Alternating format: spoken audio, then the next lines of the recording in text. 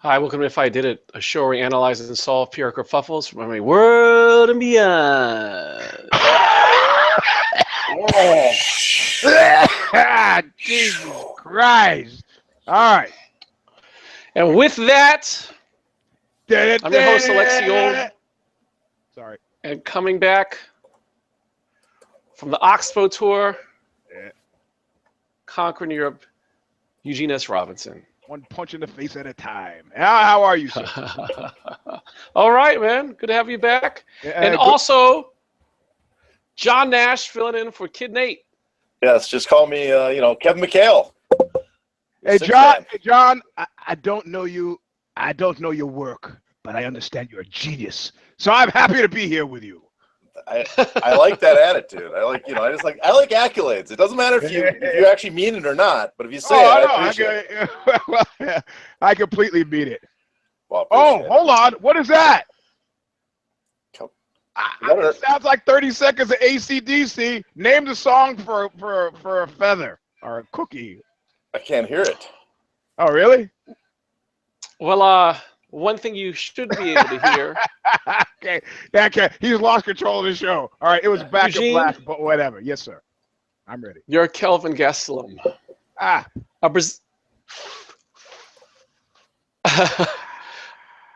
Wafted in.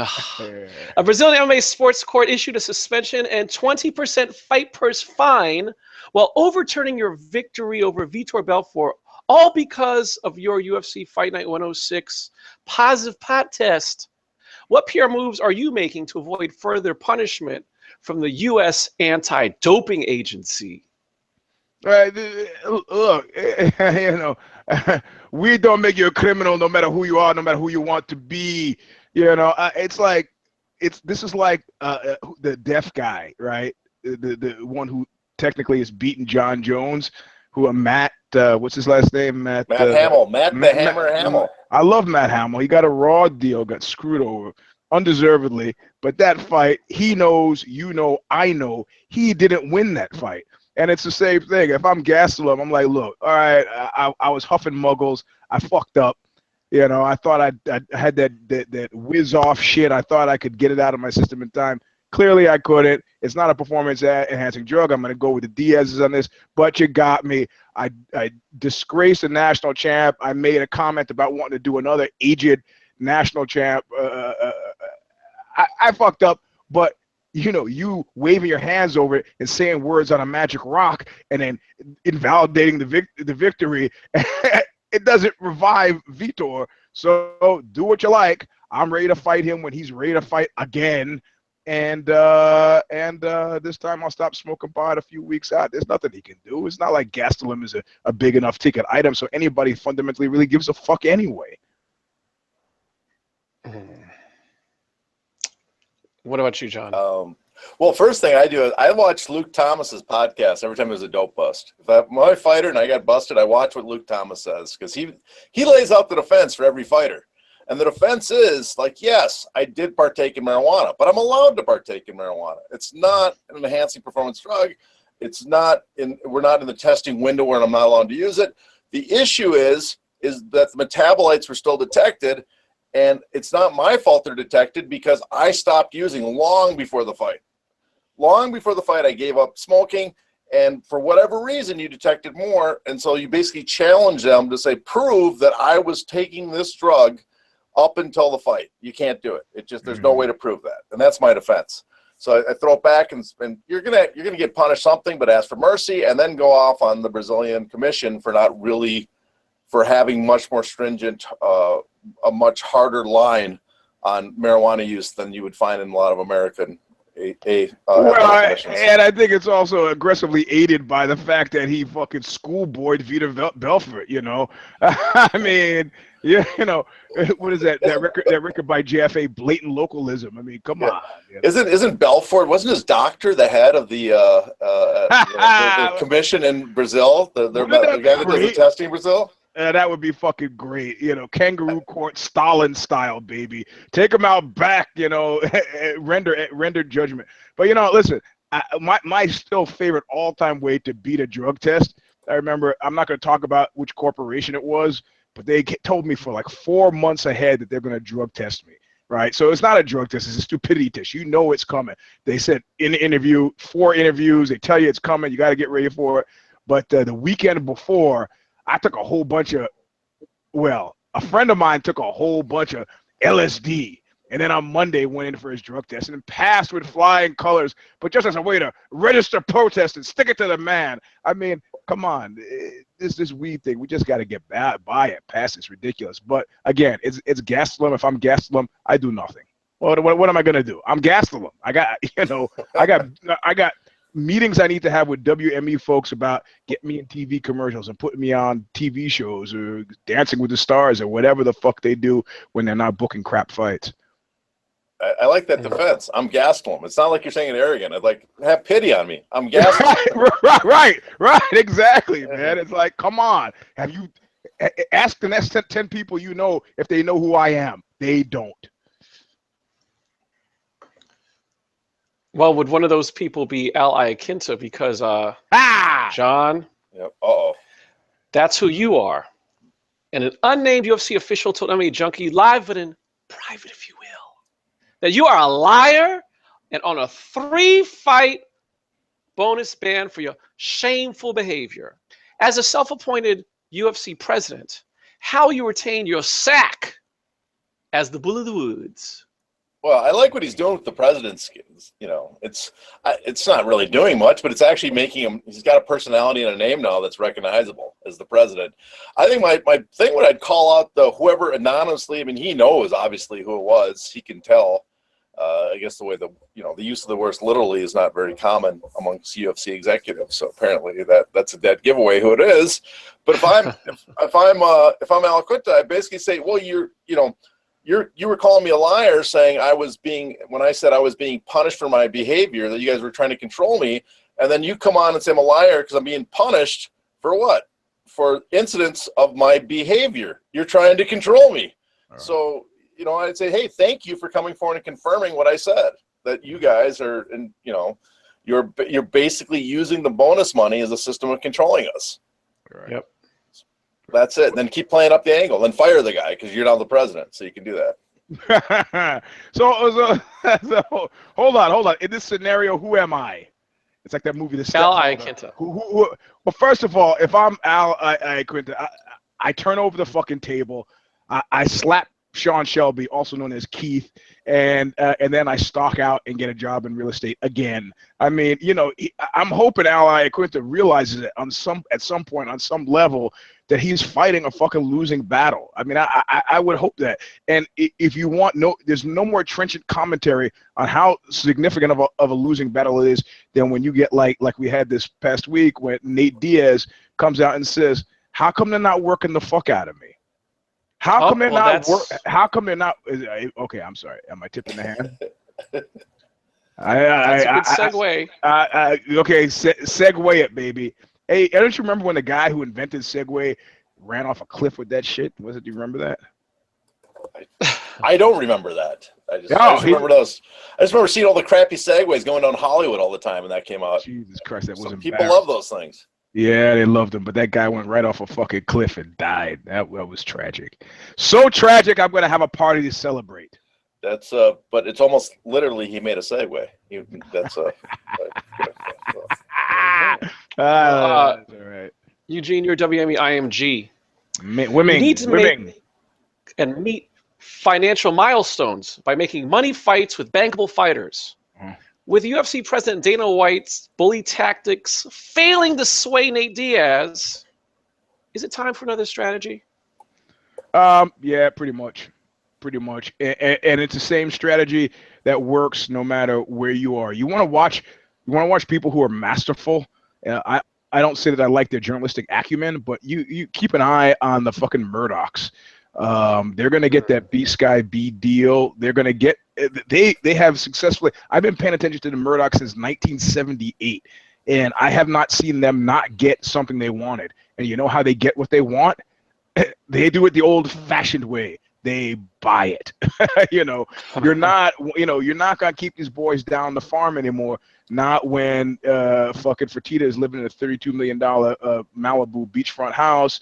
not where, you know, and then they're looking at Chuck Liddell having to go back to work 10 years after the dude retired. Now he's looking for fights. You got to be fucking kidding, man. No. What happens if, you know, what is that joke in Dream of the Blue Turtles, where the guy from Island Records is, hey, what happens if Sting doesn't show up today? What happens then? You know, I mean, you don't have to have people to, well, you know, there's the Cal Scalak thing of fighters never being together enough to unionize. You don't need fighters to unionize. You know, we've seen with Conor McGee, him choosing to fucking not fight has had a tremendous ripple effect on the sport. You just need a few guys to say, you know what, fuck this, and fuck you, I'm not doing it. And then what do you got? You know, so you're gonna have to spread the fucking wealth. The first and easiest thing they could do is you made that Reebok deal. That Reebok deal sucks. You know, I'm not saying that you scrap the Reebok deal, but you got to put cash back in the pockets, those guys' pockets, as commensurate with what they were getting from 1-800-Radiator, Condom Depot, or whoever. You got to. I don't care that you've got to go back to the bank and refinance a second time. That's your fucking problem. You can't keep having these guys work for slave wages. You just can't do it. You cannot do it. What do you do, John? It's time to break out the steak knives. Oh. Whenever the top salesman, you got to, you know, whenever you're on the old infomercials, they always had that bonus. We'll throw in 6, you know, Ginsu knives, whatever the hell they were. And that was the closing deal. They were 20 cents probably a piece, made in Tijuana at the time, but they got the deal done. And what I do find William Morris right now, they're kind of hoes. I mean, you know, Eugene's 99.99% right, so I'll go with mostly what he said.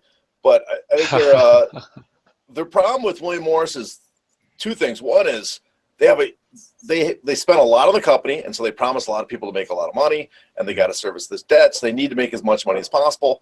But what makes the UFC valuable is the model they had in place before, where all the fighters are subservient to it. So I do a kind of a sleight of hand. One is you have all these frustrated fighters because they do not know when they're going to get a title shot. So the big fear, if I was William Morris, is guys that like Luke Rockhold, who's calling for other middleweights to strike.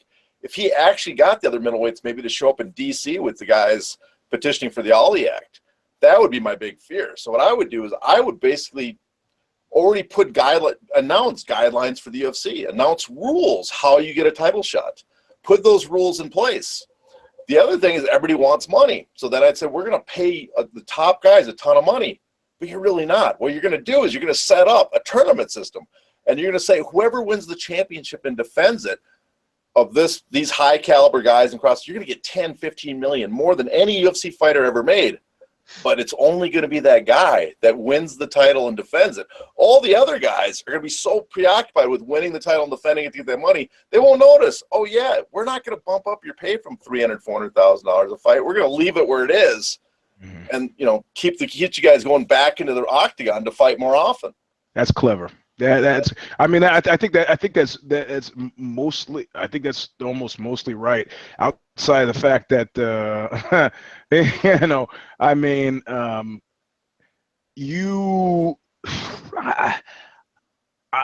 think that WME is stuck in that value model where they look at, okay, Tom Cruise gets paid what Tom Cruise gets paid because Tom Cruise can get them paid what they've been getting paid. Tom Cruise opens a movie, it's $100 million movie. If you invest $50 million in that movie, when his movie opens, you've doubled your money. That's Tom Cruise money. They don't have any fighters that can do that. So fighters are collectively in the WME entertainment world development league, artists in development. And the only way to kind of loophole it out of it is just what John suggested. Create a fucking incentive program where they go, oh my God, you know, I mean, this is how America keeps its streets from running with blood. You know, this idea that there's a possibility that you could change your class and caste with a scratcher ticket or, you know, a good night on American Idol or some shit like that. So if you were to create a system like that, that would work. But I don't think we're really going to successfully shake WME out of the idea of like, I got to pay what you're worth. And Iaquinta, you might think differently, but no, let me ask the next 10 people if they know who the fuck you are. They don't, you know. And that's, you know, Polestar, the booking guy, because I just came out of that world with the Oxbusher, you know, promoters in shitty towns all over the world are getting Polestar to figure out whether they can get away with paying you what you're asking for. $5,000 a show? Well, let's see what your last numbers were. That's the name of the game, even for me. Yeah, I mean, there's nothing more American than everybody else getting screwed except for the 1% of the guys. So that system will be perfect for. They'll be patriotic. The guys will be waving their flag, going for it. The fighters. There you go. And then Eugene just talked to Polestar. That's what is that? The superstar effect in music. Yep. The hosing everybody. Yep. Long tradition. Yep. Well, speaking of hosing and traditions, John, you're the producers of the upcoming Tupac biopic, All Eyez on Me. You know, they should have gone with my title. They should have gone with my title, Where My Bitch Is At. You know, and then they broke with Tom Cruise's Tupac Shakur. That was a stroke of genius. I don't know why. They must have fired the guy who came up with that, but that was a really great way to go. Tom Cruise has got a lot of range, and him as Tupac Shakur, I saw Oscars all over that. Well, you know, you never know. There's always a chance, man. Always a chance. So, John, Funkmaster Flex went on Instagram Live and not only echoed the police report that Tupac shot himself in the infamous New York studio incident that started the East Coast, West Coast rap feud, but, quote, he lied and Biggie died. That's my only issue, end quote. In effect, he was blaming Tupac's lying for shooting himself on Biggie's death. How do you prepare for this issue in your upcoming film promotion? Well, I mean, it's pretty easy to solve because you're filmmakers. You ignore it. I mean, as John Ford said, you know, when you have a choice between the truth and the legend, you go with the legend. And this is the legend is he got shot in the studio. You know, the legend is that you go with everything that makes the movie that possibly could be true, but that makes it heightens the movie going experience. Now, I would recommend they include me and my brother at the spot where Biggie Smalls got shot. We weren't there. We were there the next day, but why not hire us to be there that day? Because I could add another layer to it. Yeah, I like that. I was trying to work as a stringer. I quit being a stringer. We failed so bad. We quit right before that murder. I'm thinking, man, I lived on the street where that happened. I could have made a fortune that night if I had stuck to being a stringer. Yeah. Yeah, man. Yeah, you know, I know a guy who walked away from not one but two multi-million-dollar deals. Like he started a company, said, fuck this, not going anywhere, left. They sold the company to Google for like $70 million, and then he did it again. And he's not bitter at all, actually, you know. I love this guy. He's got a great sense of humor about it. It's like, yeah, I fucked up, but whatever. That's my life. Yeah. I'm not bitter at all. I may be depressed. I might cry at night, but I'm not bitter. But no, I have to say honestly, I do not give a fuck. You know, I'm sorry. I always thought Tupac was a trifling Negro, and I kept saying, why is he always having these runs with these cops? You know, look, if I got $40 million, you know what I'm doing? I'm at home counting that $40 million again and again. And I'm starting from zero until I get to 40 million. And what do you want to do now, Tupac? I'll be with you in a second. 101, 102. What the fuck is he doing? So, you know, that I just, you know, and then he had that gangbang thing before. People forget this guy was, you know, I don't know. I was just never a super big fan. He just seemed like a classic a shit magnet, and the likelihood that he shot himself and then subsequently lied about it, completely sensible. And if you think they're going to make a biopic, you have to look at Straight Outta Compton and wonder why Dr. Dre didn't put in all the instances of him beating up people. I don't say he has to put in him beating up Michelle A. because he said, well, it's my wife and it was a personal thing. But he did beat up D. Barnes, and that didn't make it in. I was watching the whole movie, and they didn't put it in. I was like, bullshit on that, man. That was a big news story. How can you not put that in and put in that fucking high-speed chase? So this is entertainment. They're not they're looking at Generation Z, kids who are, you know, not even born when this stuff happened, so they don't give a fuck. And if they don't give a fuck, I don't give a fuck. Well, one guy's a member of Generation Z who gives a fuck about something else. Eugene, you're Lonzo Ball. Mm-hmm. After sneaker companies rebuffed your partnership offers, you released your own damn shoe with a $450 price tag, and the ire of the sneaker industry not far behind. What PR moves do you make to overcome the gatekeepers? The gatekeepers need to trod super lightly.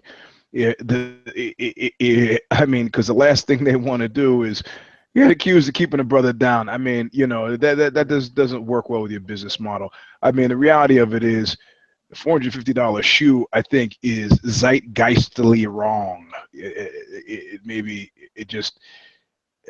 I think those days are gone. I could be wrong. I mean, maybe kids are still shooting themselves over shoes like this, but yeah, I think that there's an expression about giving somebody enough rope, and if I'm the sneaker companies, I let him do exactly that. A $450 shoe is no threat to Nike.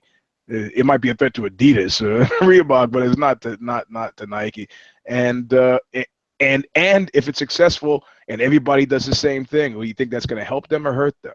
Yeah, I mean, I could have 800 artisanal coffees, but in the end, man, maybe I'm still going for Cafe Bustelo because it's just a name I know. Fuck it.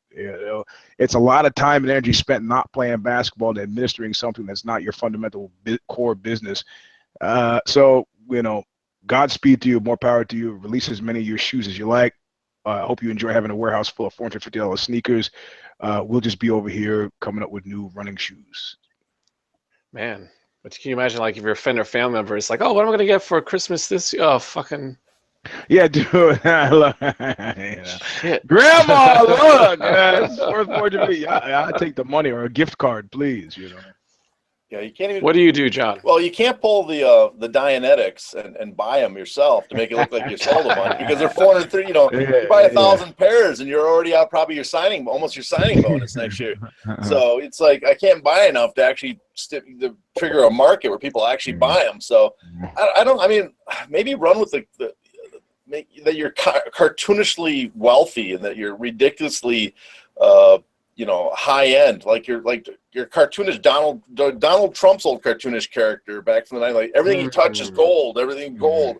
Maybe that's his gimmick to the point where it becomes just a pro wrestling character. What was the pro wrestler that used to be the really wealthy guy in the 80s? $1 Million Man, Ted DiBiase. Ted DiBiase, the $1 Million Man. That's your gimmick. Your everything you do is ridiculously expensive. No, you're not going to make any money off this. You're not going to sell anything, but people at least know who you are because you're the future NBA player. Who knows? He might, crash and burn before then.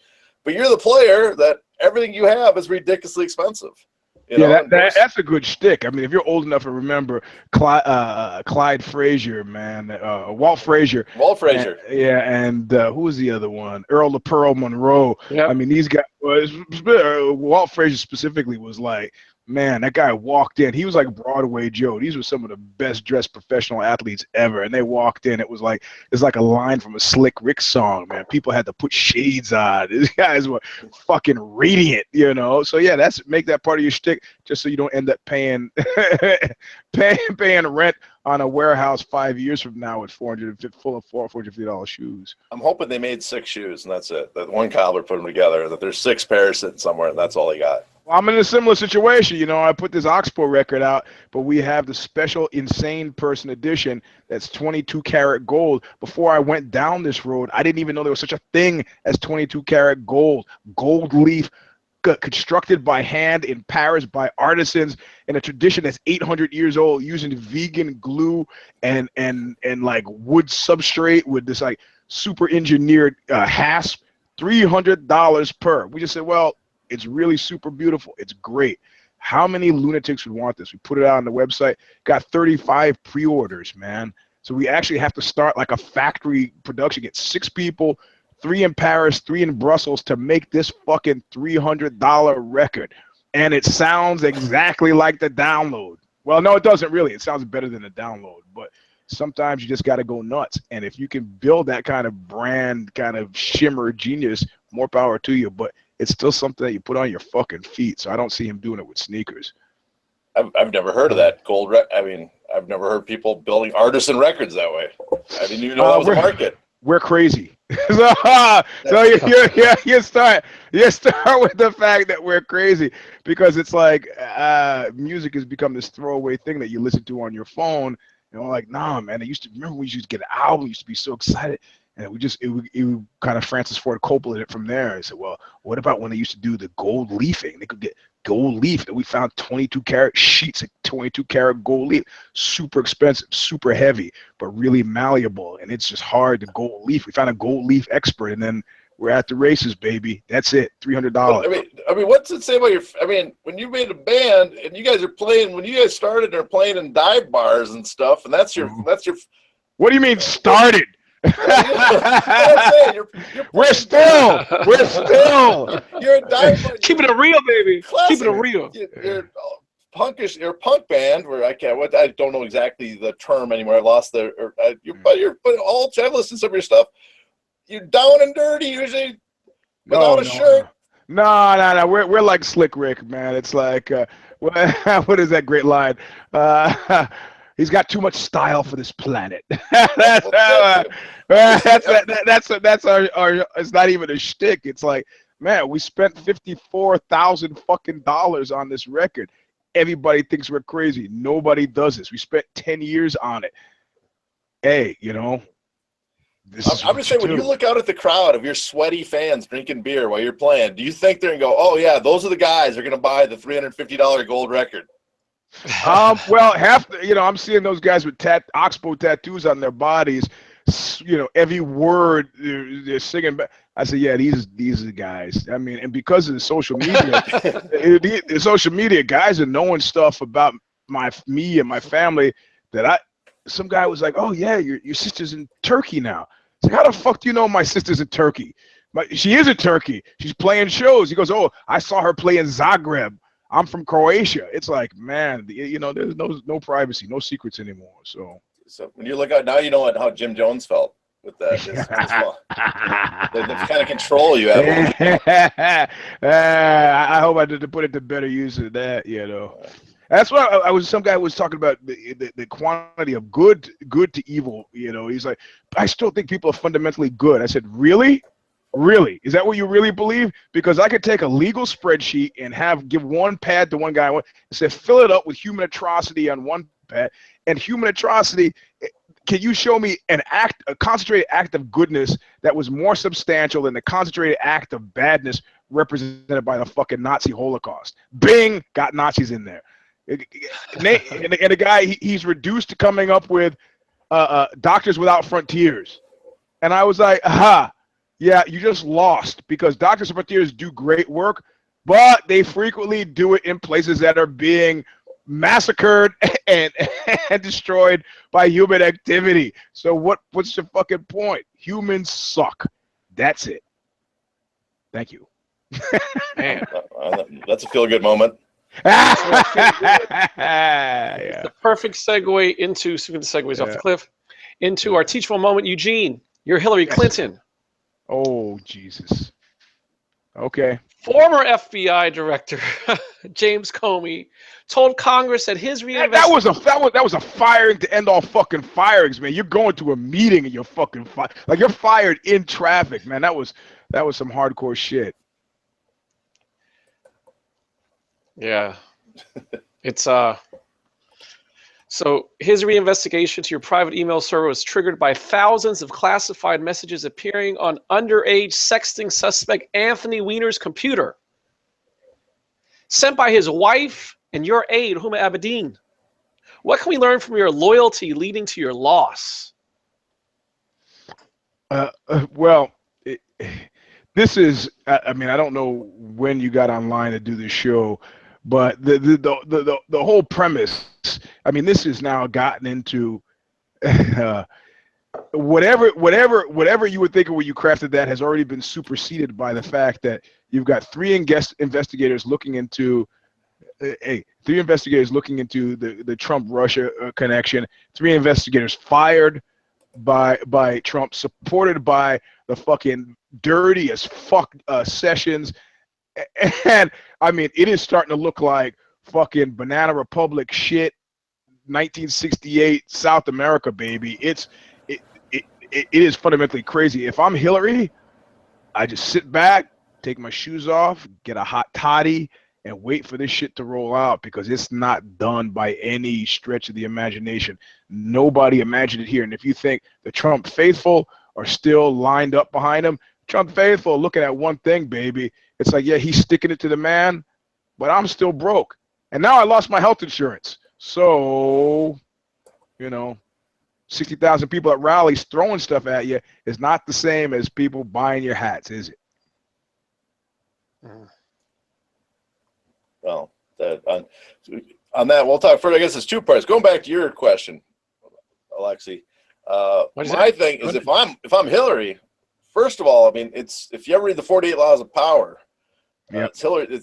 Hillary's got to take the blame herself. This is totally stay away from the infected, and the infected is Wiener. There's this guy keeps every time something happens, he's to blame. You think you'd learn at some point.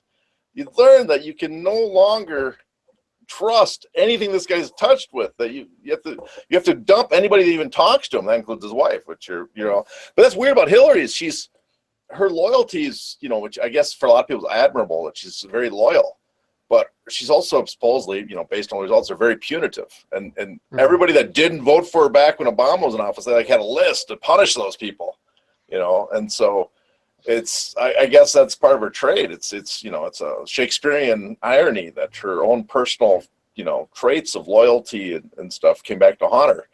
But beyond that, the Comey, more importantly, I guess, I think Eugene's right. This is that story is not even interesting anymore now with Comey. This is the repeat of the Saturday night. What was it? The Saturday Night Massacre with Nixon. Yep. When he tried to get, except this is the reverse. The Saturday Night Massacre, Nixon couldn't get anybody to fire. He kept firing people that wouldn't fire the attorney general, and so until he ended up with someone who would do it. It's like everybody around Trump can't wait to help him fire the FBI agent and fire anybody that goes after him. So he has a lot more loyal people. But it's and also the Census Bureau. The head of the Census Bureau quit today. Shit's going down. I don't know you're in DC, aren't you? Lexi, tell us what the mood is out there. Is there panic in the street? Are people running around buying groceries, getting supplies for the? Yeah, business as usual. It's just everybody on Twitter is freaking out. People and where it's actually happening. No, this ain't much. Nothing's going on. But I don't know. It's if I'm Hillary, and going back to the original, which we've now gone back to the third time, we'll try to answer it finally. If I'm Hillary, I think. I just disappear. I mean, and not be mean to her. You have to try to become Carter. Look at Carter as that's you and Bill's future. You gotta be Carter.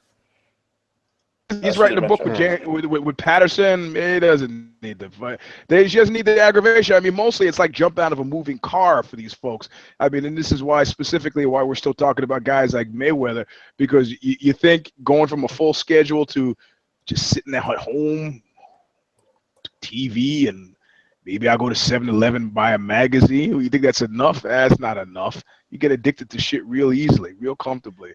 And it might not be to her favor or to her flavor, but she needs to fuck off. And I think it's a real good time to do that, because the show, I mean, in other words, for her to not fuck off would take lots of effort, right? Lots of effort for her to not fuck off. So it's easier for her to fuck off. In re-injecting yourself into this national discussion about anything with the fucking, shit-tishing Trump is pointless, useless, and ultimately self-defeating. We're really missing Nate for this segment, because he would really go on a Hillary rant right now. Yeah, we should have just recorded it and played it. Just that he's going to go on to just get his Hillary rant all the way. That she blew it again, and Mook and all the people involved, they don't know what they're doing, and this is just another sign of how neoliberalism is dead. I don't know. I would like to think. Well, this was better as an softball. Well, I would like to think better. I would like to think he'd focus on the fact that DC is pretty much, as you suggested, a flame at this point. I mean, how many guys are you going to fire to keep us away from this Russia thing? A special prosecutor, you're going to fire them too? Somebody beyond the reach of the president? How many people? This is ultimately here another Nazi reference. Night of the Long Knives, Ernst Röhm. Is this what we're gonna see happen in DC? How many guys can you kill before you figure out? You know what? Okay, there was a piss video.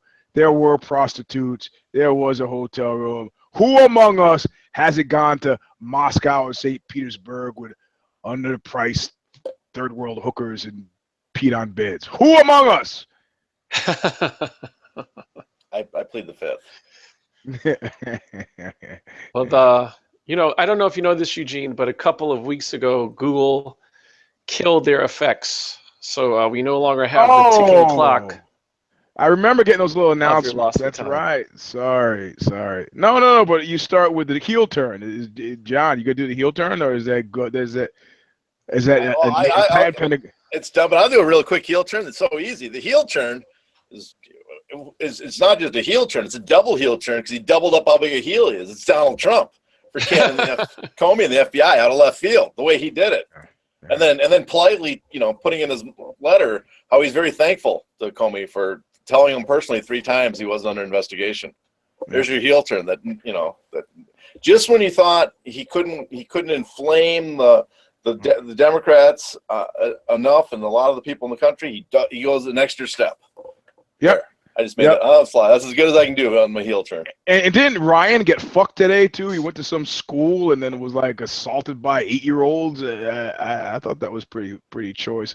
I've been so busy at work getting back from the tour that I haven't had a chance to see the video, but I'm looking forward to seeing that. But what was the music for the Lost Battalion segment? I forget, man. See, I tricked you into it. All right, so I hate to do this, man, especially since I said I would.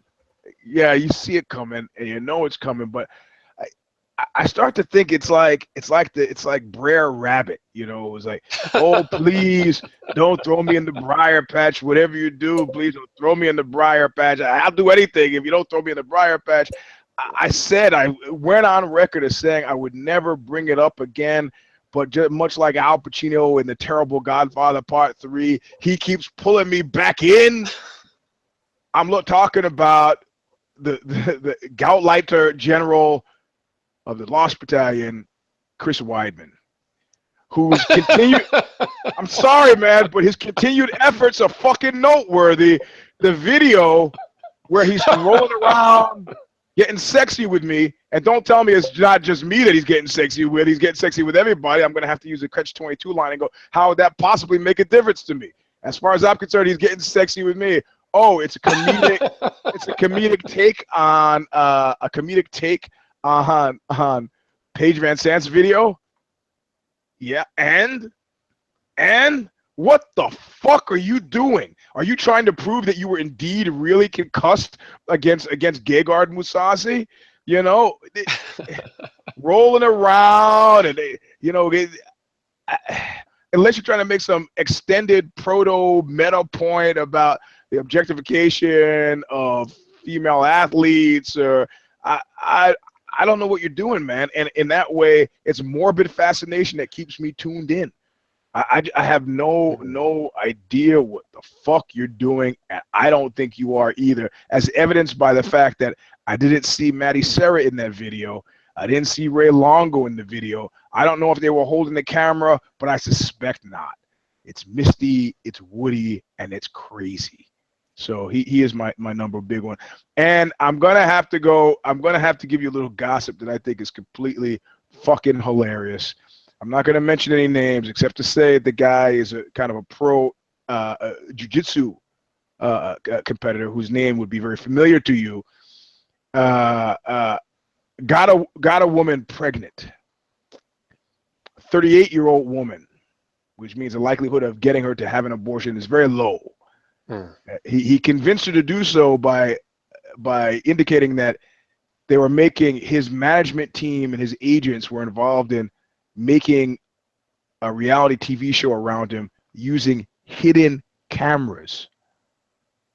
He fundamentally talked her into the dramatic impact of going to Planned Parenthood and having the pregnancy terminated, and how that would be the dramatic linchpin around which the season finale swung. So they should go do that.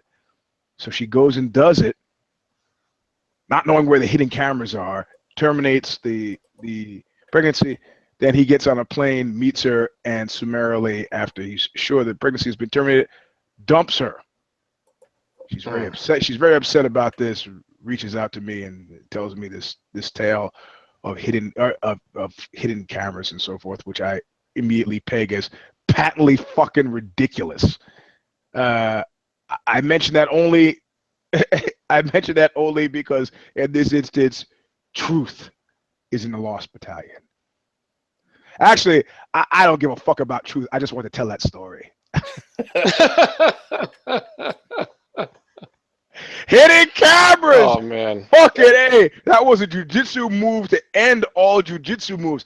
I don't know what's more amazing, that you actually got somebody to believe that they're making a show about your life with hidden cameras, or that, I guess that's it, that you got somebody to believe that. I think that's mind-blowing. Like or that you thought about doing that. I think both of those are mind-blowing for both sides of that story. My God. That's like the Dillinger gang showing up pretending they're filmmakers, and they get to get a tour of the banks and everything. And they go, oh, here's the bank. We're gonna sit the, we're just shooting a movie. This is all fake, and then they're robbing the bank at the same time. Did they do that? They died, supposedly. That's one of the accounts of what they went to an Indiana town and claimed they're filmmakers. That's great. Whatever. I mean, again, morbid fascination, which marks a lot of my attendance at the Lost Battalion induction ceremonies. But people, with this weekend coming up, people are asking me, what about the ramifications of Junior Dos Santos? If he wins, does that mean will he be the first person who successfully fought their way out of the Lost Battalion? And I said, no, he will not be, because if he wins, then what? Yeah, somewhere, somehow, someplace in San Jose, a guy will go, oh, hey, man, maybe I should start training again. And that guy is Cain Velasquez. Nobody wants to see that fucking. That's a matchup that Junior Dos Santos hasn't prepared well enough to get beyond. So it's just temporary, and you can't temporarily exit yourself from the Lost Battalion. You're in or you're out. And I think once you're in, largely you're in for a while. But it'll be interesting. I'm there. Stipe. Blood in, blood out for the Lost Battalion. Is that what you're telling us? As a proud member of the Lost Battalion myself, I'm telling you very clearly that's the way it is. There was one year where I was like, where I'd made a TV show. I was in a TV show. I was in a movie. I had done a stage play, and I put a record out. And I remember being extremely embittered that I got passed over for a Grammy, an Emmy, a Tony, and whatever the fourth one was. even though it was completely, totally insane for me to expect a nomination for Leonard Part 6, right? It was completely insane, but I was like, well, why not? Why not? You got to dream big. But yeah, once you're into the Lost Battalion, no amount of dreaming is going to get you out of it, as we've been able to fucking see. Name one guy who's out. Unless they have clocks at home that run backwards, they don't get out. Wait. Wouldn't Robbie Lawler be someone that got out of it when he was on his downward spiral in Strikeforce? No, he was still in it, and his awareness of his place in space saved him. I interviewed him around that time, and he was like, you know what? No matter how hard this is, it's not as hard as sitting at a fucking desk. And to which I had, as a guy who sat at the desk, I had to agree. So he knew exactly where he was. His belief in himself is pretty high, but his awareness of where he was, his place in space, was pretty right on. It's the number one fucking qualification for Lost Battalion entry is total lack of self-awareness. And you want to see that in action. Look at that. It was the second Dos Santos Cain Velasquez fight, or the third, and he's talking about the rematch, and like everybody within the earshot of his voice was like, "You gonna tell him? Are you? I'm gonna. What I mean it is like, man, no, bro, sad. I've been in that situation. I've been in that, not so much with the Leonard Part 6 thing, but I would do interpersonally, where I'm like, she's showing up. Yeah, she wants a piece of me. And a friend of mine was like, who had known that she had announced that she was getting married to somebody else. He was like trying to let me down. So he was, man, you don't know what you're talking about. I know she wants me. She's gonna have dinner with me tomorrow night. She gotta let me know how much she wants me. He's like, well, you might want to prepare for other things. I go, prepare for nothing. What's the best? And it's like, everybody knows but me. There you go. That's Lost Battalion, baby. That's it. Well, thank you for joining us. Follow us on Twitter at EUGENE'S, Robinson, Lexi Auld at Hey Not the Face. Please give us a thumbs up, Eugene. Dang! And we should. Do we tell people where Nate is? Is that? We don't do that anymore. I think that he will. Well, Nate is. He's getting a gender reassignment surgery. So I just want to wish him in the transition. You know, we will. You know, we really. You know, we're with him 100%. We're behind him 100% on. You know, I can't believe you just. You know, he was going to reveal it at a time that was suitable for him. I think the people he didn't even tell yet, and now he just had to. Well, I mean, he used his dead name, which is what's completely inappropriate. Well, you know, I didn't want to take that away from him. I wanted him to be able to reveal that Natalie was his new name, but now you forced my fucking hand, and now I look like the bad guy. Well, you know, that's why we're gonna have to deal with this segment next week, right? Well, say hi to the bad. Say hi to the bad guy. To everybody's relief, I think I'm done now. This is my stint. My stint is the guest, the 6-day guest of the show. Have they been attacking you? What did they say? Well, they just, you know, I think the biggest complaint is the lighting in my office here, which is a studio. People, I turn the lights on, I'll blow out the camera. So I'm sorry. That's the way it is. That's the biggest complaint. I like the lights. It looks very sinister. It's like there's something going on, man. Well, I got people tied up back there to kind of keep them hidden that way. Yeah, there you go. Make sure you subscribe to MMANation.com on YouTube, MMA Nation on iTunes. Visit Bloody Elbow, read Eugene at Ozzy.com, and be sure to check us out on Amazon.com. Good grief, I am tired.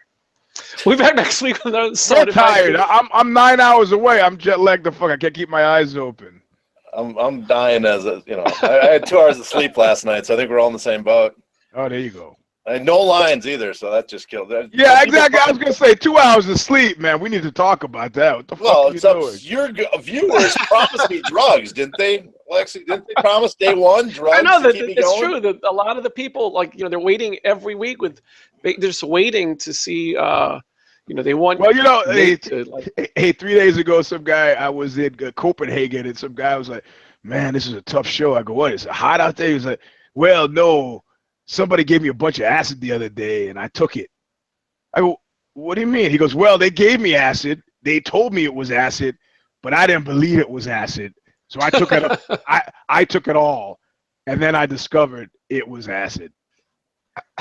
Man. That's the shrooms in Oaxaca. If you ever take the shrooms in Oaxaca, it's the same thing. Yeah. You know, not ready for a 3-day trip. That's the part that I'll tell you about. Right. 3 days later, you're like, oh shit, I'm still seeing shit. This is not good. When's this coming out? Yeah, a buddy of mine got a whole bunch of peyote buttons, ground them up in a blender, and drank it, and he was high as fuck. Unfortunately, he spent that time being high as fuck in the toilet, because you can't apparently just drink it. So he was hallucinating and pooping at the same time. Sounds like the worst trip ever, you know. That's not a well, on that positive note, we'll be back next week with another insult if I did it. And we don't know what we're going to be talking about yet because pure mistakes have yet to be made. On that note, I should go to the bathroom. That's a reminder that I haven't moved my ball yet.